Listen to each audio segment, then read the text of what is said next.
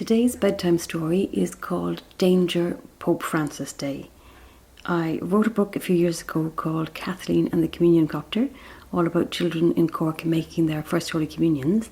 And this is sort of a spin-off story where one of the teachers tries to do something nice for the kids and it doesn't really work. Danger, Pope Francis Day by Avril O'Reilly. Kathleen and her classmates were hiding in the church next to the school. In fact, everyone from the school, apart from the headmaster, was hiding in the church. The school building was completely abandoned. There was a sign stuck to the door saying, "Danger, Pope Francis Day, keep out," except for the staff of Photo Wildlife Park. The teachers were busy phoning parents to come and rescue their children. Miss Cronin looked very upset. The other teachers were trying to cheer her up by saying things like, "Pope Francis Day was a very good idea. It's not your fault." And it's true. Pope Francis Day had been a very good idea. Last week, Miss Cronin decided it would be wise to teach the communion class about children from other countries making their first Holy Communions. Since the Pope is from Argentina in Latin America, it seemed a splendid idea to have a look at Latin America. Last Friday, Miss Cronin had put up a map of Latin America and shown the children all the different countries. "What do you know about Latin America?" she asked the class. A few hands shot up. Luke and Jack shouted, "Miss, miss, miss, miss, miss, miss, miss." Damien bounced up and down in the seat with his hand up. "Okay, Damien," said Miss Cronin.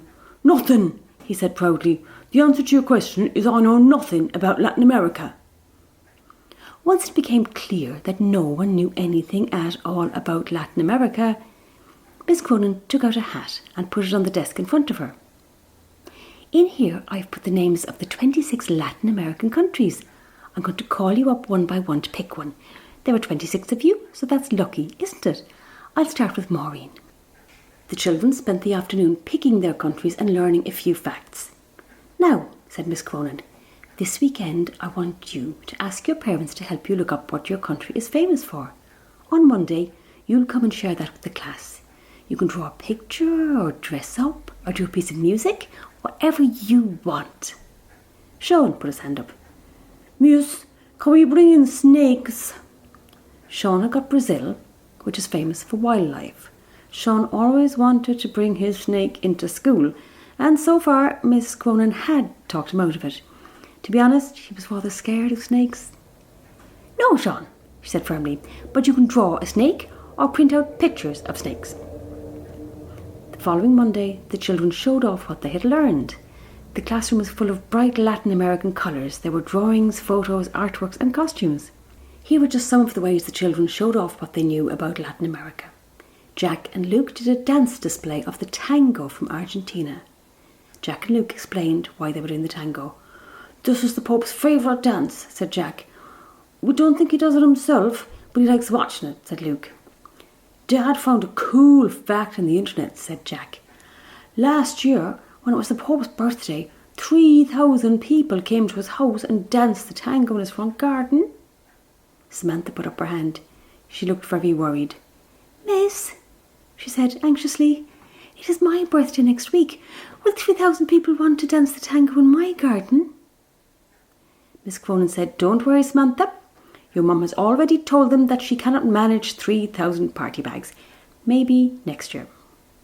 The children continued with their presentations. Tom had painted his face as a skeleton from an amazing festival called the Mexican Day of the Dead. Liam had got his mum to knit him a Bolivian woolly multicoloured hat. Damien had drawn a volcano from Nicaragua. Sean had made plasticine snakes from the rainforest in Brazil. Maureen, who had picked Suriname, had made a beautiful papier-mâché water lily. "And what about you, Nessa?" asked Miss Cronin. Nessa was very rich and her father always bought her anything she wanted, so everyone was wondering what she had. "Miss, I had Peru," said Nessa. "Look!" Just then there was a huge bang as the door was kicked open by an enormous llama. 2 more llamas trotted in the door and started nosing around the classroom. One llama pulled Kathleen's lunch out of her bag and ate it. Another hopped onto Miss Cronin's desk. The desk immediately smashed to pieces. The third llama started to eat Maureen's water lily. A lot of the children were crying. Jack was trying to ride on the llama's back. Damien and Sean were trying to rescue Maureen's water lily. Susie was eating all the chocolates from Ecuador while no one was looking. Miss Cronin had gone pale with shock. Sean came up to Miss Cronin holding a glass box. "Miss, look," he said. "These animals come from Brazil too." Miss Cronin looked into the box, saw a black and white tarantula spider and immediately fainted. The headmaster, Master Callanan, appeared at the door.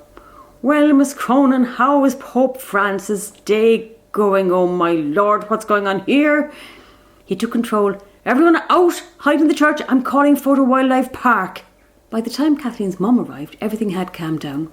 The llamas had been taken away to Photo Wildlife Park in a big horse box, and the classroom had been tidied up. "That was a brilliant day," said Kathleen. "We all give Miss Cronin a round of applause. I hope she lets us do children making communions in Africa next." The end.